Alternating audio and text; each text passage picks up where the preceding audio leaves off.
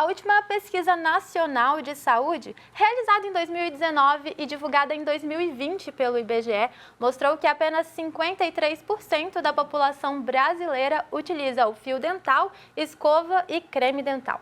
Esse dado é preocupante, principalmente porque a escovação correta é essencial para a higiene da nossa boca, que interfere diretamente no cuidado com o nosso corpo. O setor de saúde bucal vem avançando aqui no nosso país, mas ainda há muito para se conquistar. É preciso conscientizar a população sobre a importância da higiene bucal adequada.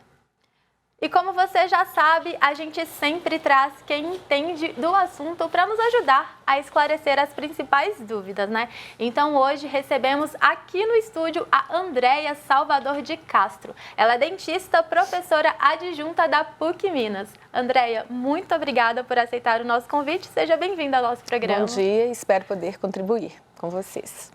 Para a gente já começar esse bate-papo sobre a saúde bucal, Andréia, eu queria falar sobre a cultura da higiene bucal aqui no Brasil. A gente sabe que passou por muitas mudanças ao longo dos anos e quando a gente fala desse assunto, a gente não pode deixar a questão socioeconômica de lado, Sim. Qual seria o panorama que você faria sobre a nossa higienização bucal aqui no Brasil?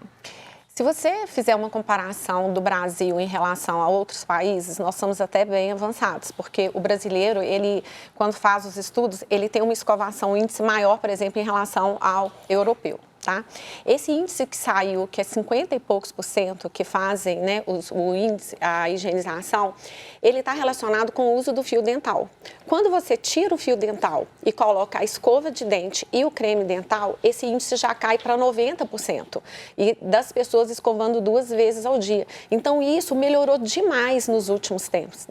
Então, essa saúde bucal, principalmente em relação à pandemia, quando aconteceu a Covid-19, o fato das pessoas estarem usando máscara também, elas tendo em contato até com o hálito delas, aumentou a venda de produtos de saúde bucal.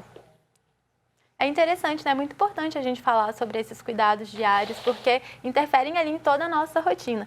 Inclusive, Andréia, a nossa equipe foi às ruas de BH para entender um pouquinho dos hábitos das pessoas. Será que a população está escovando o dente direitinho? Será que eles estão usando o fio dental, Acho que isso é um ponto importante de destacar.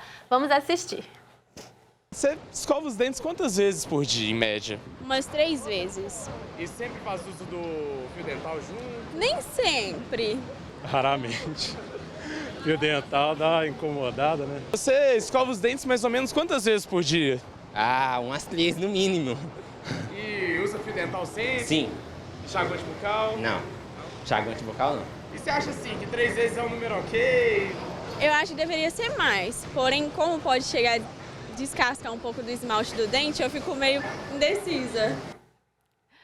Olha só, quando eu assisto esse vídeo, o que me chama a atenção é a questão do fio dental, porque eu vejo que é o terror de muita gente, o uso do fio dental. Uma das pessoas no vídeo falou que raramente usa. Quando o repórter pergunta, ele dá até uma hesitada, assim, Por que as pessoas evitam, tanto o fio dental e por que a gente não deveria subestimar? Eu não acho que as pessoas evitam o fio dental, elas não têm o hábito, sabe? Elas acham que apenas com a escova de dente, com a escovação, o creme dental é uma coisa rapidinha, então elas não têm aquele hábito, sabe? Então, por isso que cai naqueles 50 e poucos %. O uso do fio dental é muito importante, porque nos espaços entre os dentes, a escova não consegue alcançar. E aí é importante estar passando o fio para que ele desorganize aquele biofilme, O biofilme, entre aspas, seria aquela sujeirinha que fica ali. Então, se você não utiliza o fio dental, você corre o risco, só através da escova e do creme dental, você não fazer uma higienização de forma adequada.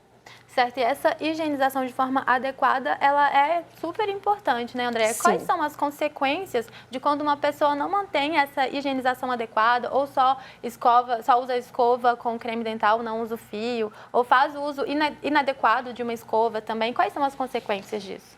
Quando as pessoas não utilizam, não fazem higienização bucal, o que pode acontecer? Ela pode ter tanto problema em relação à cárie, como ela pode ter problemas em relação ao periodontogengivite. O que acontece? Se você tiver um problema em relação ao periodonto, à gengiva, e aí foi evoluindo para uma periodontite, que é quando já começa aquele processo, se tornou, foi só aumentando, a pessoa não foi dando importância, aí você começa a ter uma perda óssea, uma gengivite que se torna uma periodontite e ela vai ficando avançada, ela pode levar a consequências para a saúde geral do corpo. Já existem alguns relatos que pacientes que têm periodontite avançada, eles podem estar relacionados com crianças de baixo peso, nascendo prematuras, existem problemas cardiovasculares, entendeu? Existem problemas relacionados com diabetes. Por quê? Aqueles sítios ali, eles vão ficar tão contaminados de bactérias que elas podem ou migrar, né, essas bactérias, ou então exacerbar aquele processo inflamatório, tá? Então, quando a gente pensa em saúde bucal, a gente tem que pensar não só em relação à cárie, mas também ao periodonto, à gengiva, a sustentação daquele nosso órgão, né, que é o dente. É muito interessante você falar isso, Andréia, porque a gente sempre lembra da cárie, né, quando a gente fala da saúde bucal, mas a gente esquece que existem diversas outras questões que envolvem ali na nossa boca. Quais são as principais doenças, né? Você citou várias coisas aqui agora, mas para a gente destacar as principais doenças relacionadas à saúde da boca. A saúde da boca, igual eu te falei, em relação ao periodonto, são essas, quando tem uma periodontite avançada, tá? Mas na nossa boca, hoje, a gente tem o problema que é cárie, a gente tem um problema da gengivite, periodontite, e hoje a gente tem uma coisa muito comum, sabe? Que está, assim, acontecendo muito nos nossos consultórios, que são as lesões não cariosas. Tá?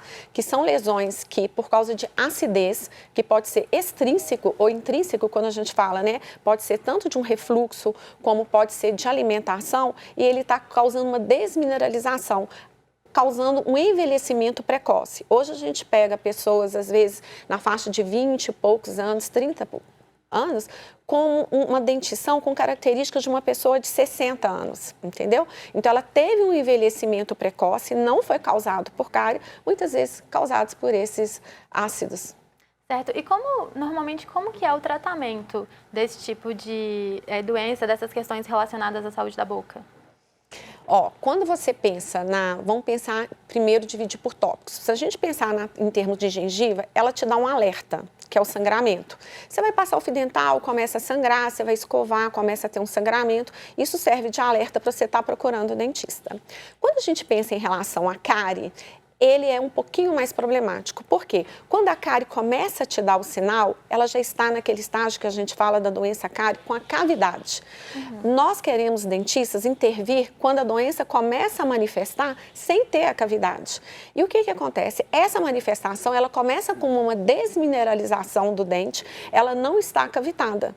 Mas se o paciente não for, né, a pessoa não for ao consultório, ela não consegue ter essa percepção. Tá? Porque são manchas brancas. E o dentista deveria intervir na doença cárie antes dela se tornar cavidade. Quando começa a ter alguns sintomas, ou é porque ela já tem uma cavidade, ou porque ela já até avançou, quando ela já tem a dor irreversível. Já a lesão não cariosa, ela muitas vezes pode te dar algum sinal quando você começa a ter, às vezes, uma sensibilidade. Eu estou tomando alguma coisa gelada, está dando uma sensibilidade. Às vezes as pessoas até com vento, assim, começam a ter, ela pode te dar algum sinal de que está tendo uma perda daquele esmalte ali, né? E pode ter uma lesão não cariosa. Certo. E assim, Andréia, o cuidado com a nossa boca vai interferir em todo o nosso corpo, né? Sim. Qual que é a relação da saúde bucal com o nosso organismo? Porque se você não tiver uma saúde bucal boa, você não vai estar conseguindo. Se você perde os dentes, você pode ter problemas articulares, entendeu? Você não vai conseguir fazer uma deglutição ideal daquele alimento. Se você tem um problema na gengiva e periodontal, você pode ter aquelas doenças que eu já falei, cardiovasculares. É tanto que hoje a odontologia hospitalar está muito forte. Por quê? Sabia-se que muitos pacientes que estavam internados em CTI, antes não era obrigatório ter um dentista lá, muitas vezes aquele paciente não melhorava e estava muito relacionado com problemas por exemplo, de uma periodontite avançada, que influenciava em todo aquele resto do corpo. Então, hoje, é obrigatório nos CTIs ter os cuidados bucais, porque vê essa importância da saúde como um todo. Muito interessante, não sabia dessa informação. Andréia, a gente sempre fala aqui no programa a importância da prevenção, né? Todo assunto que a gente fala, a conclusão que a gente chega é: a gente precisa se prevenir. A gente precisa prever aquilo, né? Para evitar problemas muito maiores. Quais são os principais cuidados que a gente não deve, de forma alguma, deixar de lado em relação à nossa saúde bucal, para manter, né, a qualidade da saúde bucal? Olha, o principal é a escovação, tá? No mínimo, a Organização Mundial de Saúde fala que você tem que ter 2 vezes, tá, de escovação. É fundamental o uso do flúor. Apesar de várias campanhas a gente vê em redes sociais do efeito do flúor que não deveria ser usado, isso não é baseado em ciência, a gente tem que usar o flúor. O flúor é uma função terapêutica ali, sabe? E usar o fio dental. E sempre estar procurando um profissional de saúde, sabe? Para poder estar orientando, principalmente para não deixar o problema aumentar, né? Você, às vezes, vai deixar de ter uma cárie se uma lesão cavitada, você vai fazer um tratamento não invasivo se o dentista consegue perceber aquela lesão inicial de desmineralização, que é só controle, entendeu? Então, eu imagino assim, Andréia, que se os pais começam a incentivar as crianças desde cedo, a prevenção já começa aí. É fundamental, né? É fundamental. Eu percebo muito no consultório, às vezes, os pais que fazem aquela higienização, que tem todo o cuidado, que escovam o dente na frente dos filhos, que usam fio dental, aquela criança tende a copiar. Né? O filho é uma cópia, os pais são exemplos. Então, é fundamental aquela valorização da saúde bucal pelos pais, porque os filhos com certeza vão ter. E você acredita que se a gente criar uma rotina pode ajudar na questão da escovação? Porque sempre que a gente fala uma questão assim de sono, se a gente tem uma rotina de sono, dorme sempre no mesmo horário, isso é muito bom pra gente. Se a gente tem uma rotina de alimentação, né, se alimentar nos mesmos horários também, isso é muito bom. Em relação à escovação, se a gente escovar os dentes sempre nos mesmos horários, pode ajudar? Na verdade, o mais importante da escovação, quando a gente fala que são 2 escovações no mínimo, né? A Organização Mundial, a gente acaba fazendo escovação quase todo mundo no Brasil 3 vezes, né? Mas assim, a mais importante é a noturna. Tá? Por que a noturna é uma das mais importantes? Porque quando você dorme, você reduz o fluxo salivar. Se você reduz o fluxo salivar, a saliva é um grande fator protetor em relação à cárie e outras doenças, a mucosite e tal.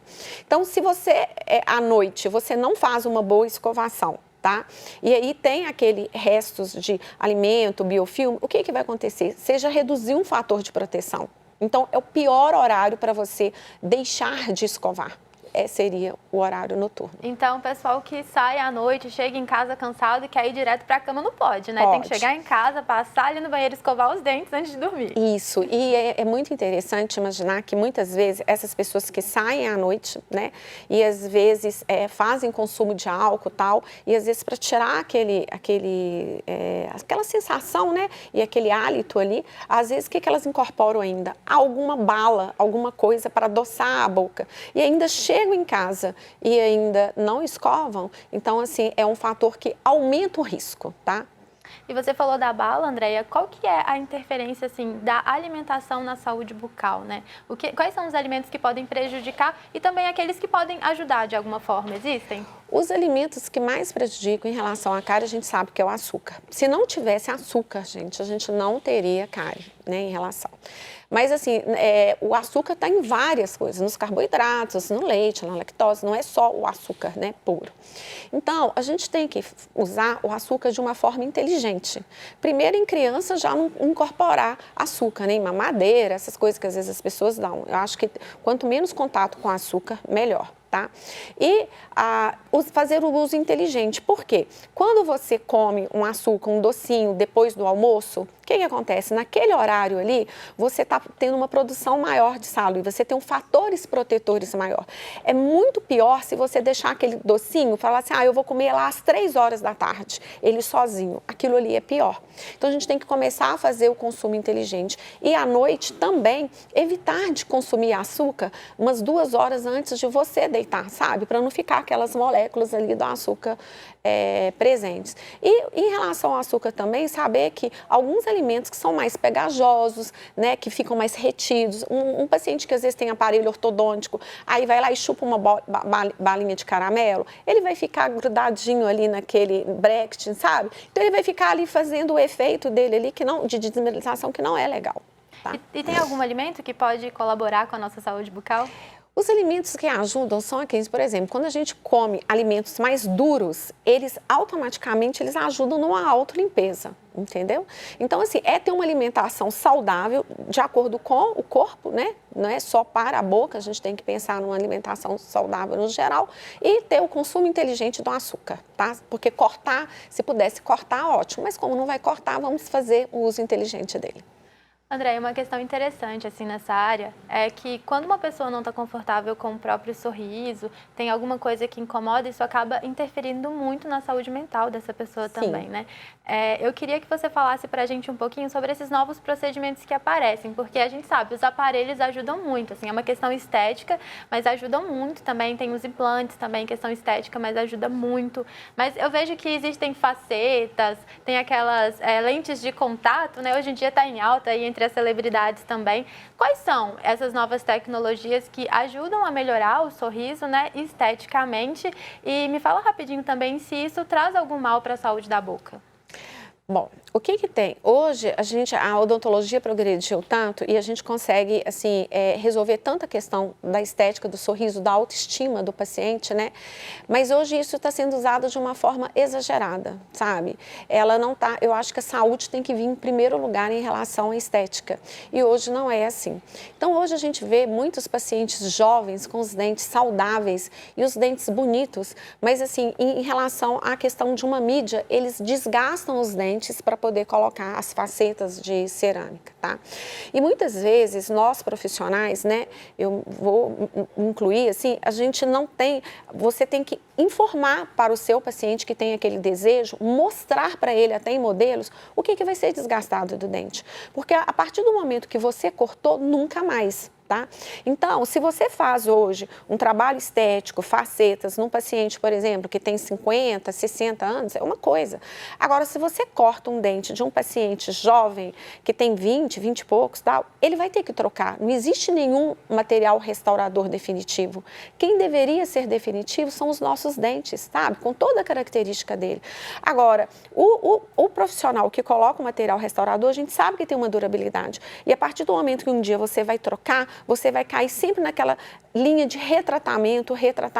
Se você começa muito jovem, você pode não ter benefícios. Então, a faceta de porcelana, as lentes de contato que eles chamam, são procedimentos sensacionais, mas eles têm a indicação correta e eles não deveriam ser feitos da forma que está sendo realizada, de uma forma assim, que a saúde, eles não estão preservando a saúde, eles não estão orientando. Eu tenho relato de várias pessoas, tá, que falam que se soubessem, que fizeram às vezes, né, com outros colegas, que se soubessem que ia desgastar o dente, não teriam feito. Quer dizer, eles fizeram um procedimento sem ter noção. Então, eu acho que isso tem que ficar muito claro para o paciente, porque a faixa etária nossa, né, de vida do brasileiro hoje é até 80. Então, imagina, você começa a cortar seu dente aos 20, um dente que não tem nada. É realmente né? Então, muito sério. tudo aquilo que a gente lutou, que é para prevenir, preservar o dente, a gente conseguiu. Hoje, os adolescentes quase não têm lesão de cárie, não tem problema. Então, a gente conseguiu isso através da saúde bucal, dos programas do flúor. Hoje a gente está deixando a desejar, cortando. A gente precisa buscar conhecimento, né, André? Antes de fazer Exato. qualquer tipo de procedimento. Exato. E a internet não é, os Instagrams da vida, não é a melhor forma. Eles têm muito conhecimento, tem muitas postagens bacanas, mas tem muita coisa que é colocada de forma não baseada em ciência. Certo.